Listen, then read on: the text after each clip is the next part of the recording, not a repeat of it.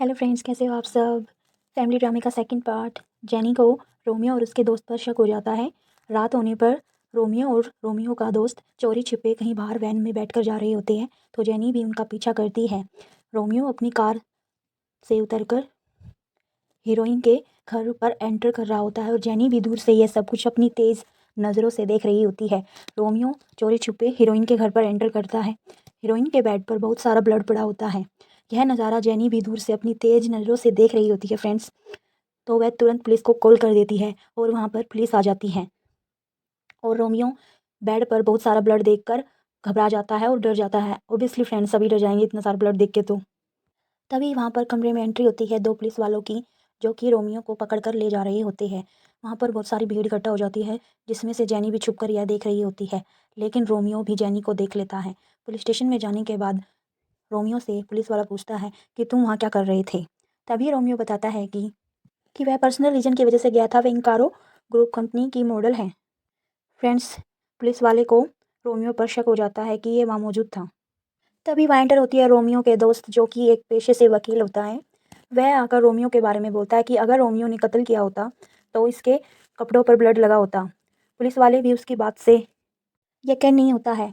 तभी रोमियो बताता है कि मैं इतने कम टाइम में बिना बॉडी के किसका मर्डर करूंगा, क्योंकि उस कमरे में कोई बॉडी ही नहीं थी।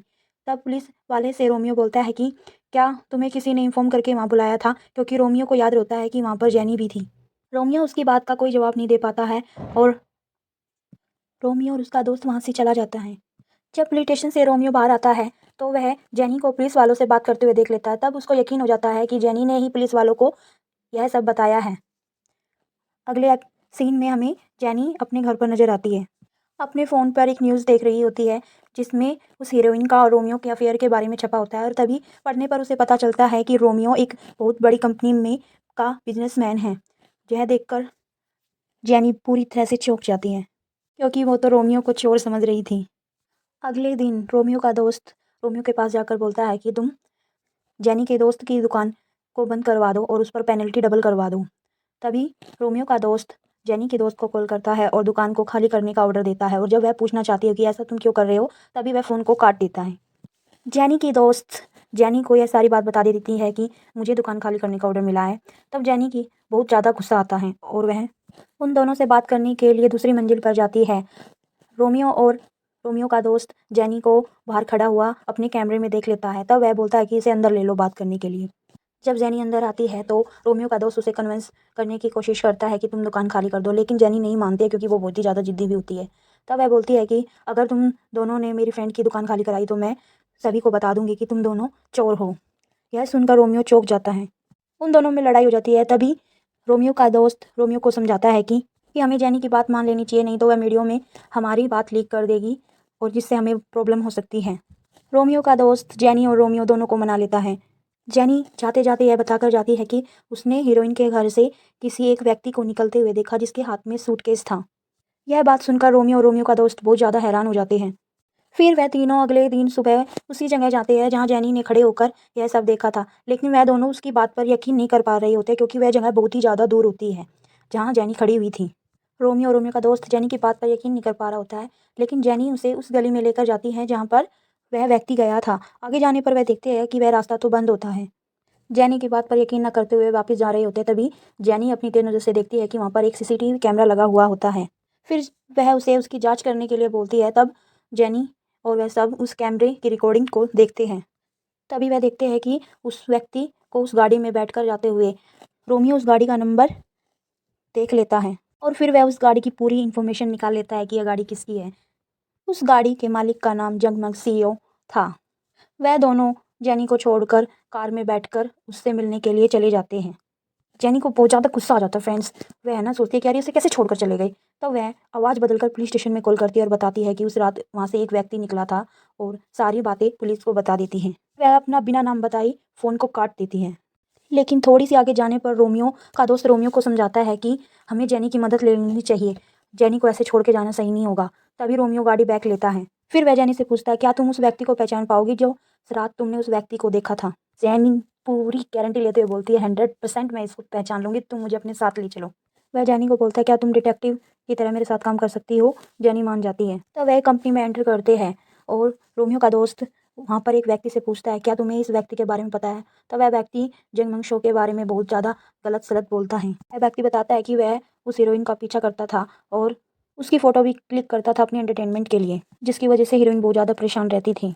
तब वह रोमियो का दोस्त एक हार की पिक्स उनको दिखाता है और पूछता है कि क्या तुम्हें इस हार के बारे में कुछ पता है हीरोइन को पहने हुए। तब वह व्यक्ति मना कर देता है। वहीं हमें दूसरी तरफ नजर आता है कि पुलिस भी उस फुटेज को देख लेती है जिसमें वह व्यक्ति बैठकर कार में जाता हुआ नजर आता है। पुलिस को भी जंगमंशु के बारे में पता चल जाता है। वहीं हमें दूसरी तरफ नजर आता है कि वह तीनों एक व्यक्ति से बात कर रहे होते हैं।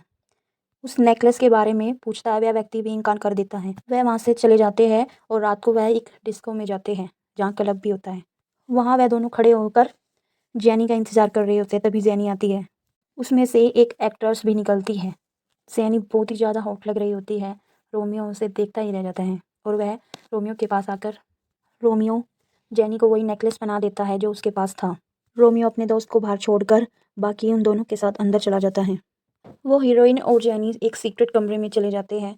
वहीं पर रोमियो की कंपनी का एक व्यक्ति भी होता है जो कि बहुत ही ज़्यादा पिए होता है और वह भी उस सीक्रेट कमरे में चला जाता है। तो रोमियो भी उसके पीछे पीछे उस कमरे में चला जाता है। रोमियो का कंपनी का व्यक्ति उस हीरोइन को डराने धमकाने लग जाता है और वह भी बहुत ज़्यादा डर जाती है। हमारी नीडर जैनी उसके ऊपर बहुत सारी बर्फ़ फेंक देती है और उसे डांटना शुरू कर देती है। वहीं उस पर लगा हुआ कैमरा रिकॉर्ड कर रहा होता है। रोमियो का दोस्त रोमियो को इन्फॉर्म करता है कि जैनी किसी से बहस कर रही है, तुम अंदर जाओ जल्दी से। तभी वह ड्रिंक व्यक्ति जैनी को पकड़ लेता है और वहीं पर उसके साथ बदतमीजी करना शुरू कर देता है। इतनी ही देर में वहाँ पर रोमियो की एंट्री हो जाती है। तभी रोमियो उसे धक्का मारता है और उसकी इंसल्ट करना शुरू कर देता है कि तुम्हारी हिम्मत कैसे हुई ये सब करने की। रोमियो जैनी को अपने साथ लेकर वहाँ से बाहर निकल जाता है।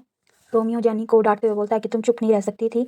जैनी बोलती है कि मैं किसी पर अत्याचार होते हुए नहीं देख सकती। ऐसा कहकर वह रोमियो को हक कर लेती है और उसे बताती है कि पीछे एक व्यक्ति खड़ा हुआ है जिसके कॉलर पर कैमरा लगा हुआ है और वह हमारी ही रिकॉर्डिंग कर रहा है। तभी रोमियो उस व्यक्ति के पास जाता है और उसके कॉलर से कैमरा निकाल कर फेंक देता है और वह व्यक्ति भागने की कोशिश करता है तो जैनी पैर अड़ाकर उसे नीचे गिरा देती है। तभी वह उसका मास्क निकालते हैं तो उनसे पता चलता है कि वह वही व्यक्ति है जो उसे वहाँ उस कंपनी में मिला था। कमरे में ले जाते हैं और तीनों उससे पूछते हैं कि तुमने ऐसा क्यों किया। तो वह बताता है कि वह ही उस कि उसका उसे हीरोइनों की गंदी वीडियो बनाने के लिए बोलता है और वह उसका फ़ोन लेकर उसके मालिक को मैसेज करता है कि मुझे पकड़ लिया गया है।